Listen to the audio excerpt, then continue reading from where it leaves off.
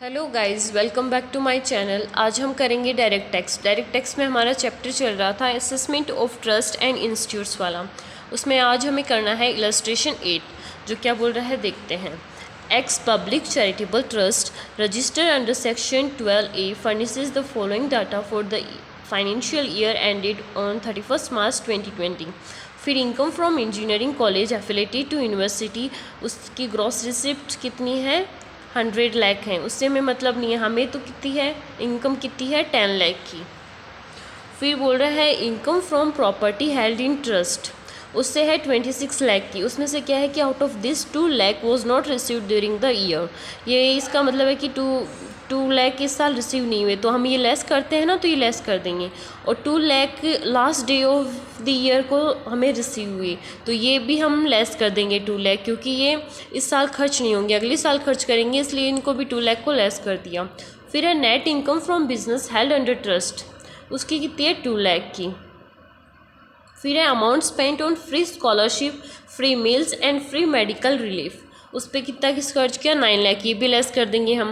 Repayment of loan taken for construction of health care centre, तो ये भी 3 लाख, ये हमने स्पेंड कर दिए, तो ये भी लेस कर देंगे हम। फिर हमें क्या निकालना है, you are required to compute the taxable income of trust for the assessment year 2021, assume that option is exercise under explanation to section 11(1) subsection 1।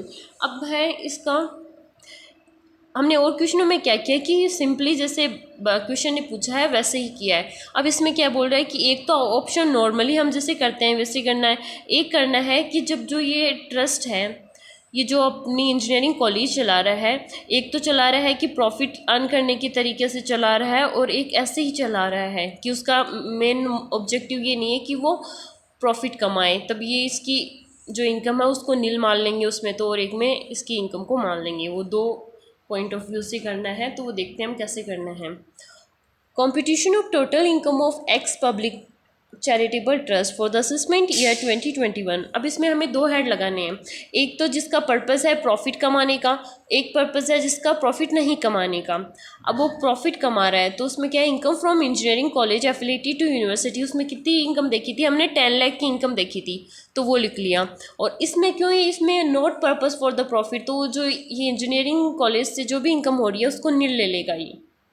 फिर है हमें प्रॉपर्टी हेल्ड अंडर ट्रस्ट, उससे हुई थी इनकम कितने की 26 लाख की, और इसमें भी 26 लाख आ जाएगी क्योंकि ये प्रॉपर्टी से है। Net income from business held under trust, कोई बिजनेस चला रहा था उसकी भी है 2 लाख की और 2 लाख की ले लिया।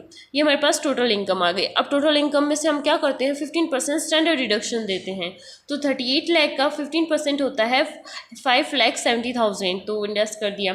फिर 28 लाख का कर दिया इसने 15% लेस, तो हमारे पास आ गई ये इनकम आ गई।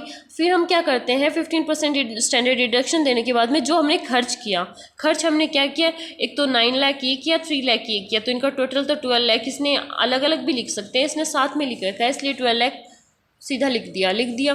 फिर आपको यहाँ बैलेंस निकालने की जरूरत नहीं है, पहले इनको भी लेस करके दिखा दो। पहले इसने क्या किया था, हाँ 2 लाख इसने इस साल रिसीव नहीं होंगी, जो इस साल रिसीव नहीं होते उन्हें हमें लेस करना होता है, तो हम यहाँ लेस कर देंगे 2 लाख और 2 लाख। और जो लास्ट डे को आए हैं वो अगले साल स्पेंड होंगे, इस साल तो होंगे नहीं, तो वो भी लेस कर दिया इसने, 2 लाख कर दिया। अब इसकी टैक्सेबल इनकम आ जाएगी, जो भी यहाँ बैलेंस कितना बचा था, मतलब 15% स्टैंडर्ड डिडक्शन देने के बाद ये सारे जो भी तीनों हैं ये तीनों साथ में ही दे देना। फिर जो इनकम बचेगी हमारे पास वो हमारी टैक्सेबल इनकम हो जाएगी, और इसकी ये इनकम ये आ जाएगी। अब इसने वर्किंग नोट में ये बता रखा है कि एक तो उसका पर्पस है प्रॉफिट कमाने का, एक है उसका प्रॉफिट नहीं कमाने का। तो जब वो उसका प्रॉफिट नहीं कमाने का एम होता है, तो उसकी जो इनकम होती है वो नील मान लेते हैं। Thank you for watching.